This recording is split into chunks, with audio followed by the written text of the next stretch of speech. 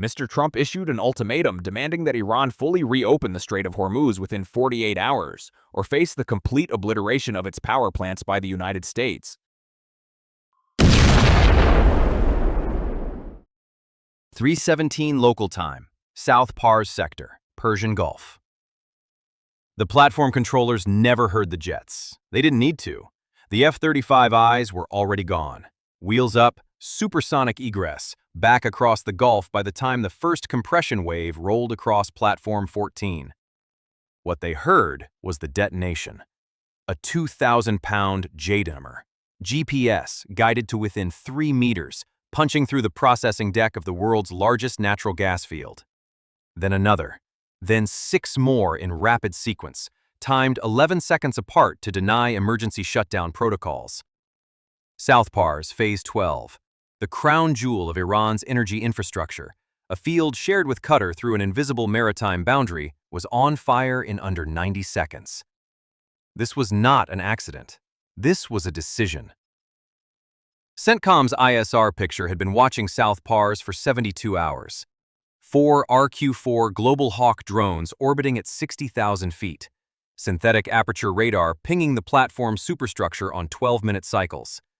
The intelligence picture was clear. Iran had repositioned Noor 3 anti-ship cruise missile batteries to Platform 19, an active launch threat to U.S. Navy destroyers operating in the Central Gulf. The Israelis were briefed. They chose not to wait. At 3:22, Tehran's passive defense organization registered the seismic signature. Multiple platform detonations across a 14-kilometer radius. The duty officer in the IRGC's Qatam al-Anbiya Air Defense Base had 9 minutes to make a decision. He made it in 4.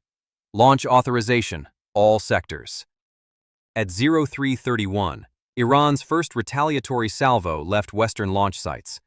Not aimed at Tel Aviv, not aimed at U.S. destroyers, aimed at Ras Laffan Industrial City, Qatar, the largest LNG export terminal on Earth. 14 Fateh 313 ballistic missiles in a compressed salvo pattern, deliberately designed to saturate the Patriot PAC-3 batteries Qatar had positioned around the facility's perimeter.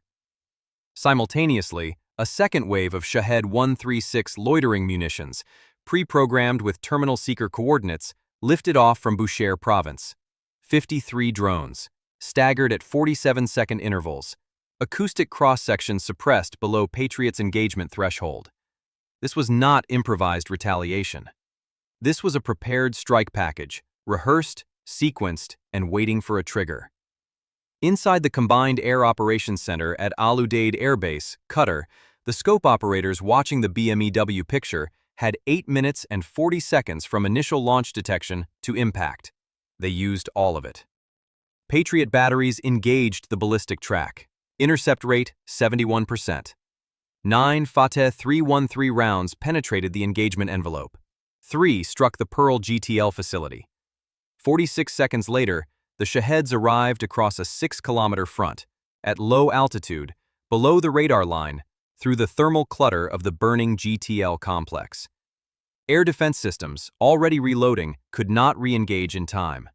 Ras Laffan was producing 77 million tons of LNG per year. Past tense.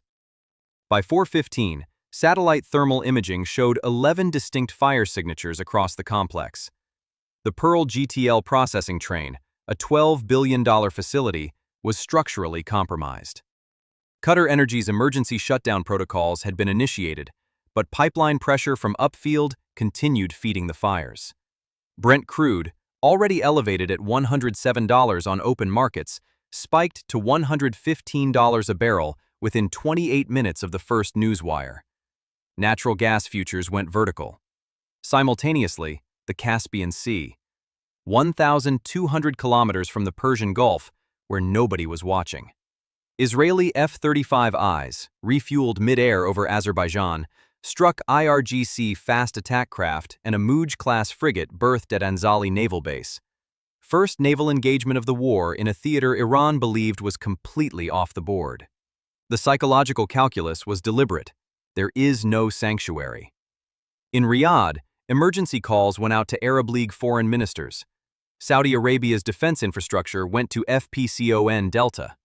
The kingdom had absorbed 2 weeks of Iranian drone harassment against border provinces and said nothing publicly. Now, with 2 oil refineries in Riyadh struck and burning, the kingdom said something. At 7:40 local time, a government statement was released. Saudi Arabia reserves the right to take military actions deemed necessary. 15 words. 12 countries just changed their threat assessments. In Washington, a president who said the United States knew nothing about the South Pars strike was now watching the global energy system disintegrate in real time. The CIA's assessment was already on his desk.